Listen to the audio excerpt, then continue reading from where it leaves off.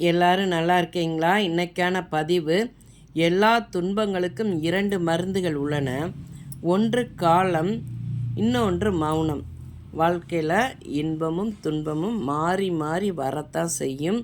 அதை நம்ம எடுத்துக்கிற விதம்தான். இதுவும் கடந்து போகுங்கிற ஒரு மனநிலையை நம்ம உருவாக்கிக்கிட்டோம்னா, எது வந்தாலும் நம்ம பெருசாக கவலைப்பட மாட்டோம் பார்த்துக்கோங்க. ஒன்றுங்க, ஒன்று காலம். அந்த ஒரு நல்ல ஒரு நேரத்துக்காண்டி நம்ம பொறுமையாக இருக்கணும். இன்னொன்று மௌனமாக இருக்கணும். நமக்கு கஷ்டம் வந்துருச்சுன்னா, எனக்கு இப்படி கஷ்டம் வந்துருச்சு, எனக்கு அது வந்துருச்சு, இது வந்துருச்சுன்னு நம்ம புலம்புனோம்னா வாழ்க்கையில் நம்ம அடுத்த கட்டத்துக்கு போகவே முடியாது. புலம்பிக்கிட்டே தான் இருக்கணும். நம்ம இன்னொன்று பார்த்திங்கன்னா, வந்த துன்பம், நமக்கு ஒரு துன்பம் வந்துருச்சு. வந்த துன்பம் எதுவென்றாலும் வாடி கவலைப்பட்டு நின்றோம்னால் துன்பம் நம்மளை விட்டு என்றைக்குமே ஓடாது பார்த்துக்கோங்க.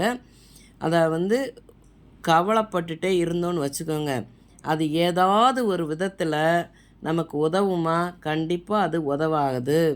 நம்ம எப்பையும் எந்த வேலை செய்கிறோமோ, வீட்டில் இருந்த லேடிஸாக இருந்தால் போதும், சமையல் பண்ணாலும் அதையுமே நம்ம எந்த வேலை செஞ்சாலும் ஒரு சுறுசுறுப்பாக இருந்தோம்னு வச்சுக்கோங்களேன், அந்த சுறுசுறுப்பு இருக்கிற இடத்துல தேடல் அதிகமாக இருக்கும்.